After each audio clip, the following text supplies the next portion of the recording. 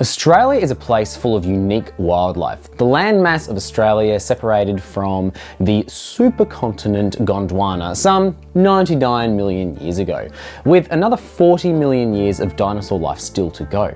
This meant that life in Australia developed in an isolated and unique way compared to much of the rest of the world, resulting in a lot of our wildlife being quite unusual and unique. Many of our mammals are marsupials, animals that don't grow placenta, so the embryo of the animal needs to develop outside of the womb, in a pouch. Kangaroos, possums, wombats, koalas, and so on. There are marsupials found on other continents. They originally popped up actually in what is now South America, when it was part of Gondwana, the supercontinent, but 2/3 of modern marsupials live here in Australia. But there is a weirder creature. A creature that is a mammal, that is venomous, can detect electrical stimuli, and lays eggs. The creature, of course, the platypus.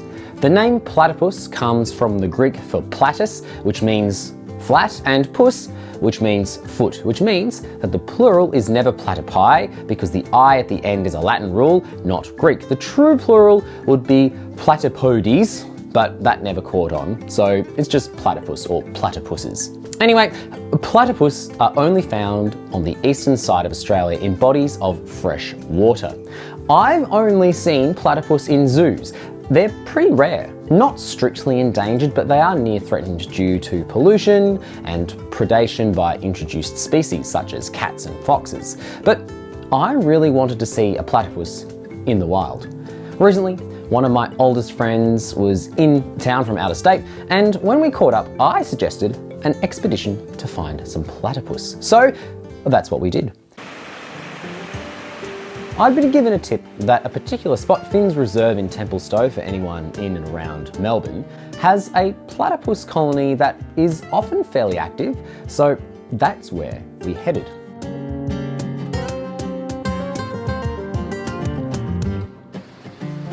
We didn't have much luck after the first couple of hours, so we decided to go and get a coffee and then come back at dusk.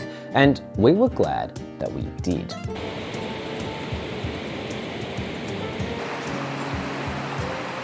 Yeah, there he is. Yep. Oh, I love that. Oh, there he goes. Nice. Oh, there he is.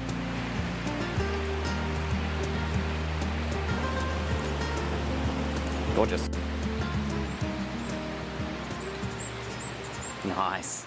When Europeans first landed in Australia in the 18th century, they took lots of sketches and sent animal pelts back to Britain. George Shaw, the keeper of the Natural History Department at the British Museum, thought that the sketch and pelt of a platypus was so unusual that it must have been a combination of different animals stitched together as a hoax. Similar to the chimera, but that's a video for another time.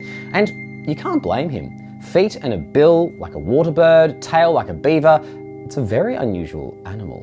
But this is a very real animal. You may hear some people refer to them as the duck-billed platypus, but that's simply stupid. Ducks' ancestors evolved at the end of the Cretaceous period, around 66 million years ago, whereas the platypus's ancestors emerged much earlier, around 166 million years ago. It would be more appropriate to say platypus-billed ducks. But the platypus's bill has a secret.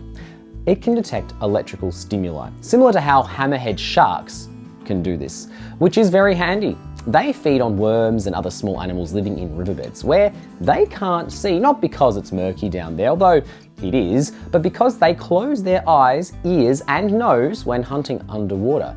This electroreception is how they find food. Platypus live in burrows at the edge of bodies of fresh water where they lay eggs. Platypus are monotremes. Mono meaning one and tremes meaning opening. They are mammals with a cloaca. One hole for urinating, defecating, and reproducing, similar to birds and reptiles. Watch out for the males. They're venomous. Lots of venomous creatures bite to deliver venom into their prey or predator, but not platypus. Males have a venomous spur on their back legs, which they can use to deliver venom to mostly other male platypus during mating season. And it isn't lethal to humans, though it will cause pain and swelling. Platypus can spend about 12 hours a day in the water. They therefore need some adaptations to help this happen. And of course they do. They have 2 layers of fur, one for insulation to keep them warm in the water and the other for waterproofing. So their skin actually really doesn't get wet at all. These are some really cool creatures, but they aren't as common as they used to be. Prolonged droughts throughout the country, changing climate and deforestation have impacted their population, and now they only appear in a few pockets of certain river systems. One concern is that these groups are becoming genetically isolated, which could cause complications in the future. Because they're so isolated, there isn't a chance for the colonies to interbreed. It's important that we look after our waterways, conserve their habitat, and look out for the platypus so that they can still be around for millions of years to come. Thank you for watching this video. It was a real treat to see some platypus in the wild and share some information about this truly one of the most unique animals out there with you. If you enjoyed this video, I'd love to know in the comments below. And if you want to see more videos that inspire in me a sense of curiosity and wonder, please consider subscribing to That's Pretty Cool. Thanks again for watching, take care, stay curious, and I will see you next time.